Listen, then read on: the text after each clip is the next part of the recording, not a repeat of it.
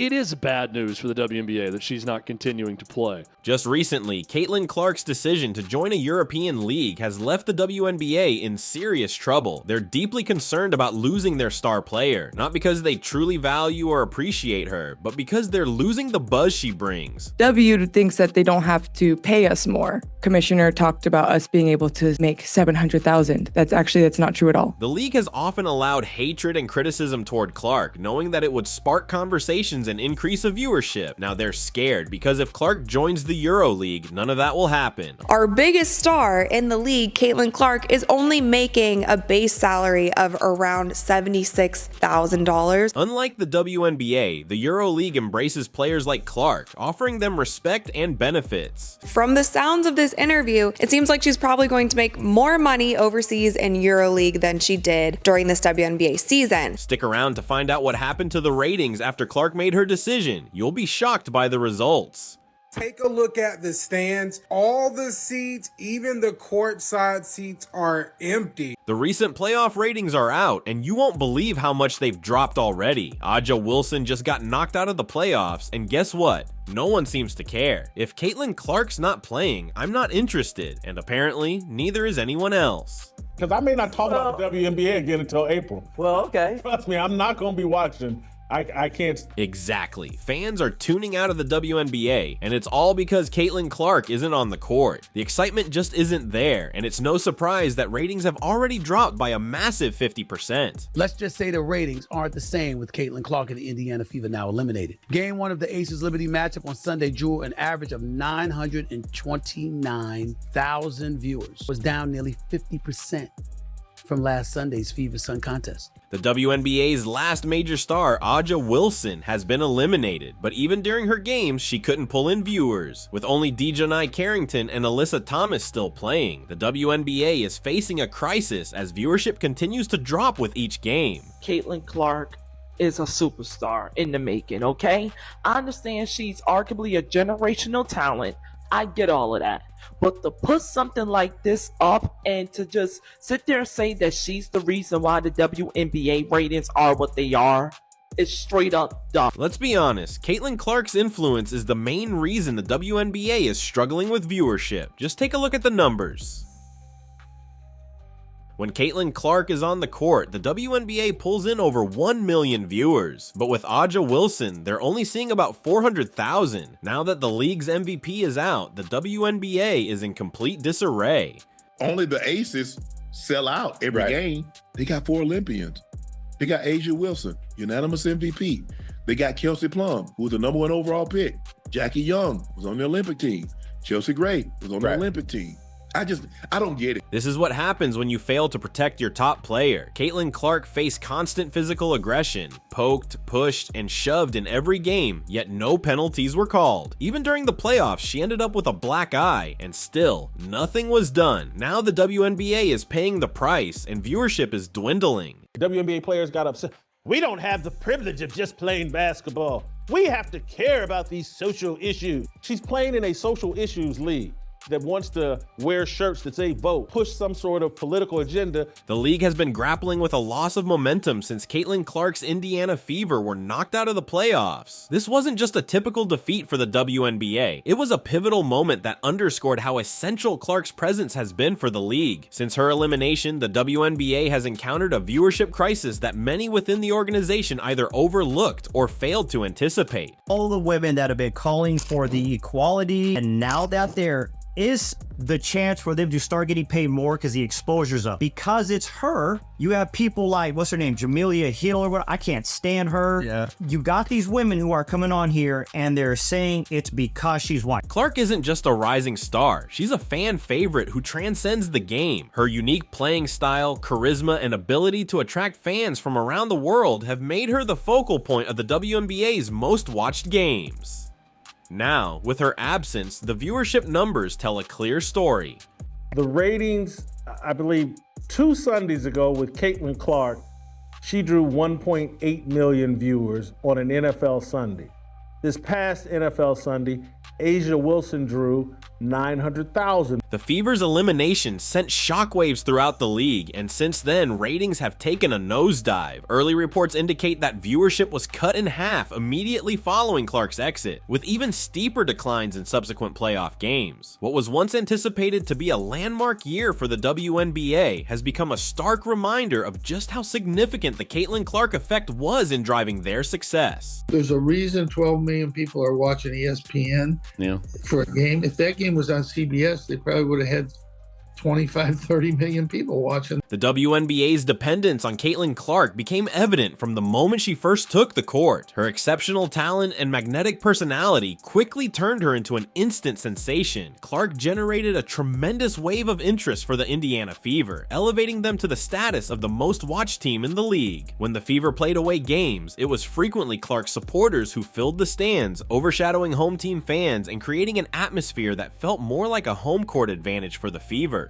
Dallas Wings players saying like it kind of sucks seeing so many Indiana Fever in 2020 or 22 jerseys in the stands, but it's also cool to see a lot of people in the stands. Like Indiana Fever was turning away games into home games, and so it's kind of sad that through all of that, Caitlin was still advocating for players on the other team to get bonuses because she saw the kind of money and eyeballs and viewership. Her impact on the WNBA has been nothing short of remarkable. Fans eagerly tuned in to witness her every move, whether she was launching deep three-pointers or executing fast break plays with impeccable precision. Her dynamic playing style is unlike anything the league has seen in recent years, earning her comparisons to some of the NBA's most marketable stars. Clark has successfully attracted a new generation of young basketball fans who may not have previously engaged with the WNBA. She has created a bridge between casual viewers and dedicated supporters, cultivating a following that transcends traditional fan bases and solidifying her status as one of the most sought-after athletes in the sport. In the playoffs, the Fever had nearly 2 million viewers tuning in, while all the other games had around 400,000. Even the WNBA Countdown, which was aired before the Indiana Fever game, had more viewers than 2 of the series. With Clark's departure, the WNBA has experienced a significant void. The excitement and energy that surrounded the league during the regular season have faded, leading to a marked decrease in enthusiasm. Fans who were used to watching her electrify the court now feel less engaged in the playoff matchups, as no other player can match her unique blend of star power and fan appeal.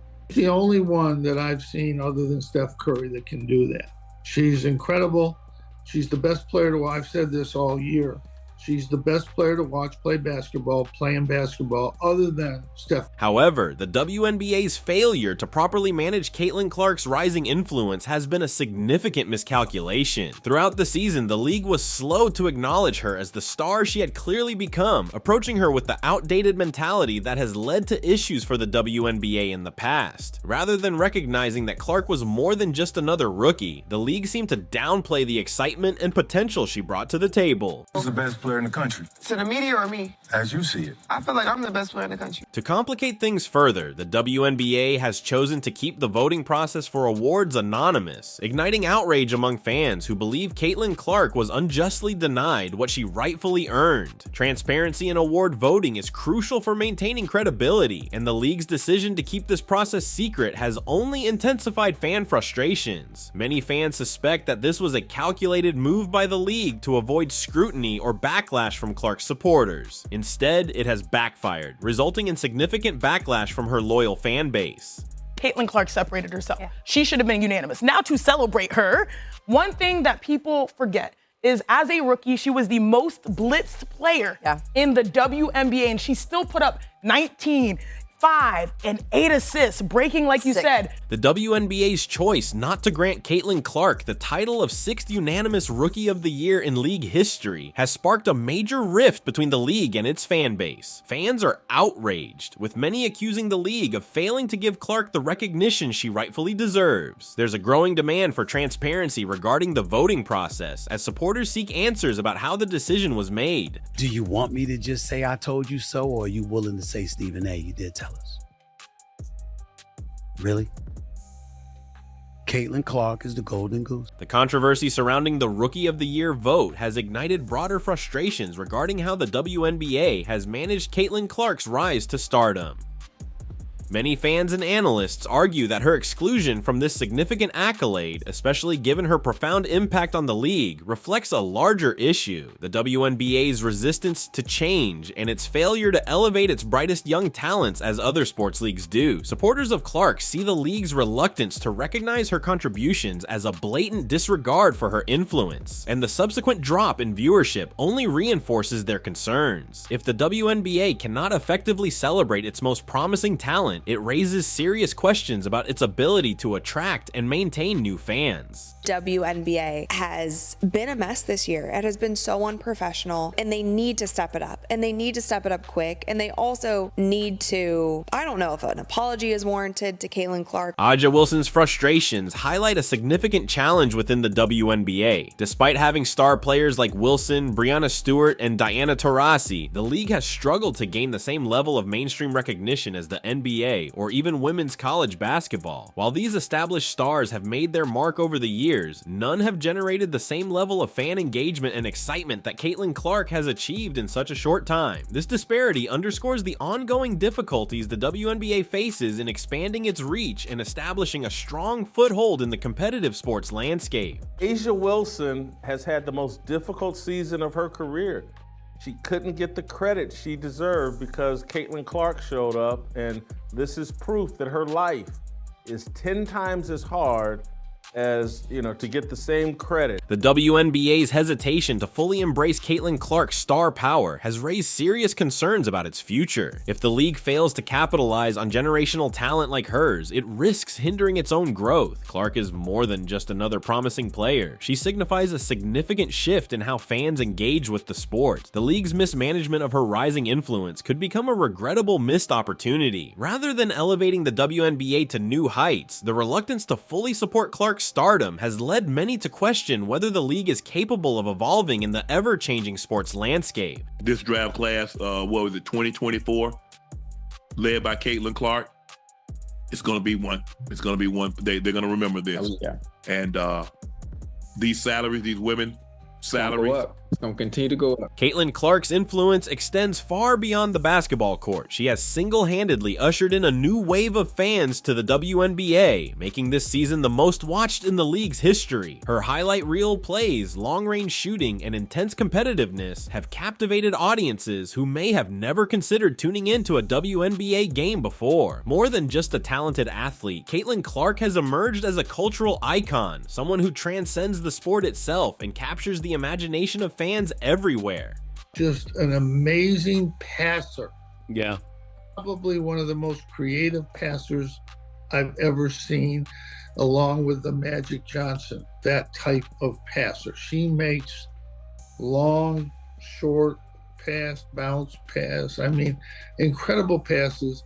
And her teammates have been really good. They catch them and they finish. I mean, they've done a really good job. Caitlin Clark's appeal transcends traditional basketball fandom. She has attracted a diverse audience, young and old, male and female, from all corners of the globe. Clark has become a symbol of excitement in women's basketball, and the league's failure to fully acknowledge her impact has alienated her vast fan base and hindered its growth prospects. As the playoffs progress without her, the WNBA finds itself in a precarious situation.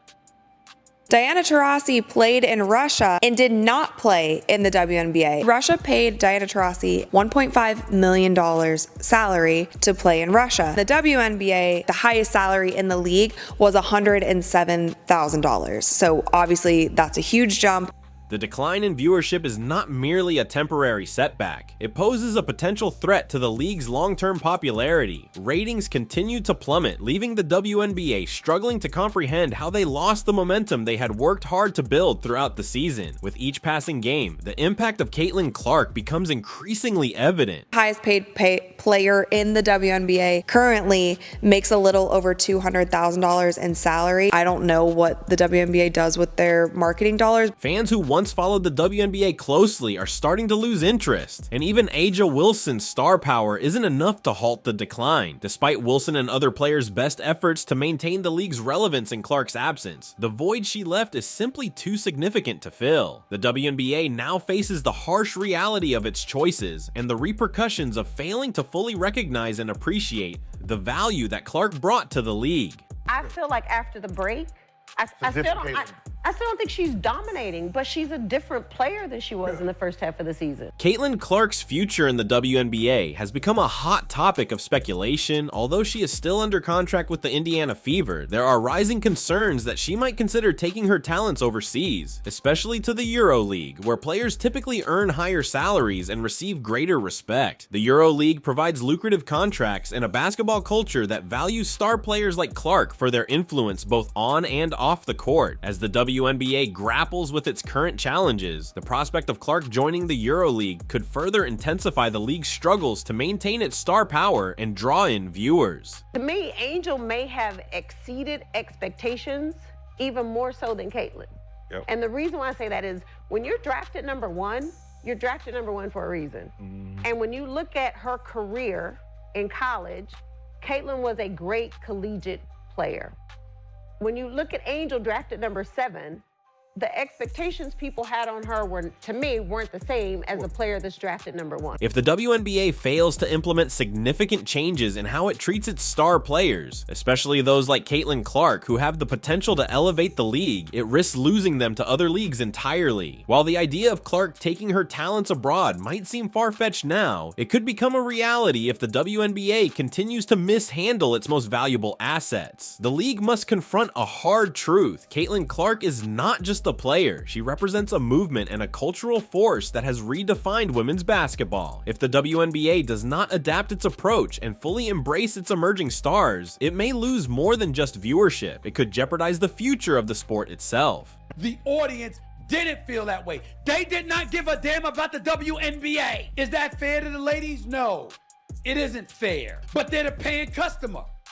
You don't tell them what they want, they tell you what they want. And they really were not feeling the WNBA to the degree that they're feeling the WNBA now, obviously because of Caitlin Clark. The WNBA is at a critical juncture. On one side, it has the potential for significant growth by embracing the popularity of players like Caitlin Clark. Conversely, if the league continues to overlook the undeniable impact she has made, it risks falling back into obscurity. The 2024 season was meant to be a turning point, a year to capitalize on its expanding fan base, heightened exposure, and emerging star power. Instead, it has turned into a cautionary tale about the consequences of failing to acknowledge and leverage the league's greatest assets. Would you allow Caitlin Clark, if you were her coach, to shoot the way she shoots?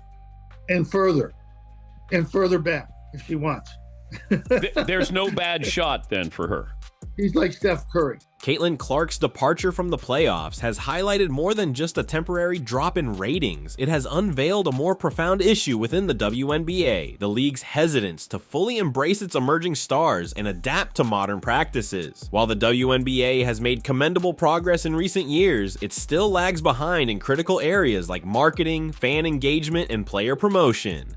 Although stars like Aja Wilson and Breanna Stewart have made significant contributions to the league's advancement, Clark's impact has been uniquely transformative. The WNBA now faces an urgent need to reassess how it showcases its talent, ensuring that players receive the recognition they deserve while addressing the viewership decline that has followed Clark's playoff exit. This downturn in the ratings is not merely a consequence of losing one player. It reflects a broader failure to generate momentum around the athletes capable of shaping the league's future. Number of viewers for WNBA games that Caitlin Clark is not in is like 3 to 4 million. When she's in the game, when it's her game playing, it's like 17 million. Yeah. Well, I also look at the attendance in the arena. Yes. It's 8 to 10,000 everywhere else. Caitlin Clark, 17, 18,000. The future of the WNBA hangs in the balance, but one thing is undeniable. The Caitlin Clark effect is real, and it is transforming the landscape of women's basketball. The league's decision to embrace this influence or continue to overlook it will significantly impact its trajectory in the coming years. It's not solely about viewership numbers, awards, or accolades. It's about acknowledging and uplifting the players who have the potential to elevate the WNBA to new heights. Right now, no player embodies that potential more than Caitlin Clark. If you enjoyed this discussion, be sure to like and subscribe to the channel for more updates on Caitlin Clark and the WNBA. Storm player Gabby Williams warned the WNBA, if you want to keep international players, you need to do better. W thinks that they don't have to pay us more. in order for us to be here. And I think I didn't express that when I first talked about prioritization. You know, our commissioner talked about us being able to make 700,000. That's not true at all. There's not one player who makes that. We were promised, you know, team marketing agreements and league marketing agreements, but they've fallen quite short. So it's still not enough for us international players to want to stay here. And that's a choice of the players. If I make a choice to make more money and whatever, and then the, you know, teams are mad that I don't come back, but that's how it is. So yes, it just, the WNBA, you know, if you want us to be here, you have to pay us more. It's business. It's how it works. And that's all that